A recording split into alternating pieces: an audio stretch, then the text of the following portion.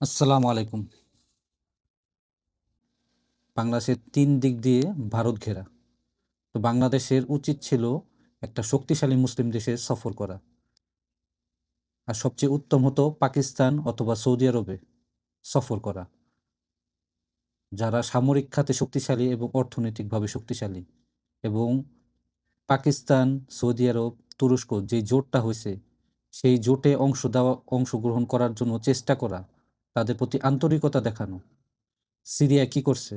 তারা যখন বাশার আল আসাদকে ক্ষমতাচ্যুত করছে, তারপর তারা কি সৌদি আরবের সাথে বন্ধুত্ব সম্পর্ক রাখছে এবং সৌদি আরবও তাদের দায়িত্ব নিছে, তাদের সরকারি কর্মচারীদের বেতনের দায়িত্ব নিছে, তাদের উপর অর্থনৈতিক নিষেধাজ্ঞা, স্যাংশন উঠানোর জন্য সৌদি আরব সবচেয়ে বেশি ভূমিকা রাখছে।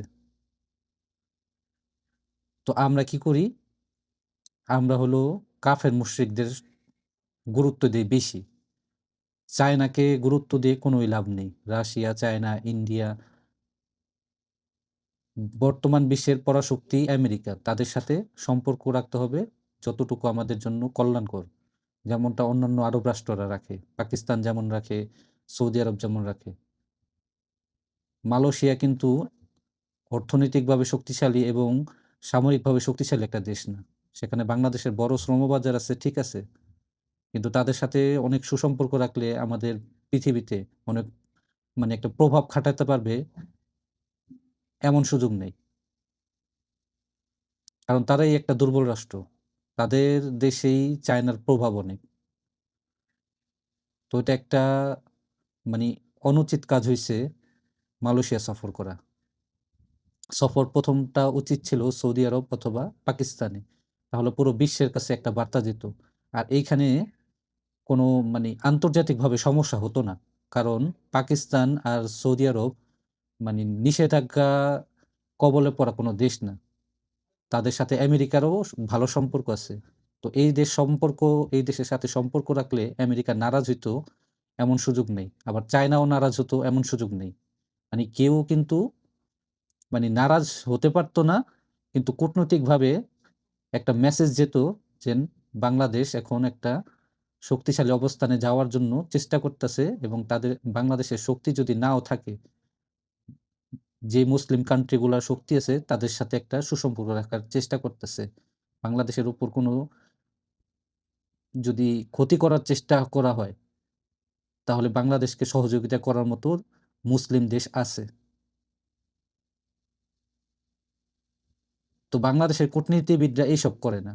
কারণ করে না কেন? তাদের এই ইসলামিক মাইন্ডটাই নেই, ইসলামিক চিন্তাভাবনা নেই। হয়তো এমনও হতে পারে মালয়েশিয়া প্রথম সফর করছে, কূটনৈতিক কুটচাল হতে পারে যে ৩ টা পরাশক্তিকে এড়াইয়া তারা মালয়েশিয়া গেছে। চায়নাকেও দেয় নাই, ইন্ডিয়াকেও দেয় নাই, আমেরিকাকেও দেয় নাই। কারণ একজনকে দিলে আরেকজন নাখোশ হইতে পারে। তাই তিনি মালয়েশিয়া গেছেন। অথবা এমনও হতে পারে যে মালয়েশিয়ার মাধ্যমে অনেক রাজনৈতিক ব্যক্তিদের একটা বিজনেস হবে মালয়েশিয়ার ভিসা দিয়ে। এছাড়া মালয়েশিয়াতে গুরুত্ব দেওয়ার মতো আমি তেমন কোনো কারণ দেখি না। তারা পৃথিবীতে অর্থনৈতিকভাবে অনেক শক্তিশালী না, আর সামরিকভাবেও শক্তিশালী না। আর তারা এমন দেশ না তাদেরকে আন্তর্জাতিক রাজনীতিতে গুরুত্ব দেওয়া হয়। মালয়েশিয়া উন্নতির পেছনে সবচেয়ে প্রধান ভূমিকা হলো চায়নার। তো আমাদের যারা কূটনীতিবিদ আছে তারা অবশ্যই ভালো না। তারা দেশের চিন্তা তো করেই না, দেশটাকে তো ১২টা বাজায় রাখছে এবং অন্যান্য দেশ যারা বাংলাদেশের ক্ষতি করতে চায় তাদের থেকে কিভাবে রক্ষা করা উচিত এই বিষয়েও তারা অনেক পিছে আছে।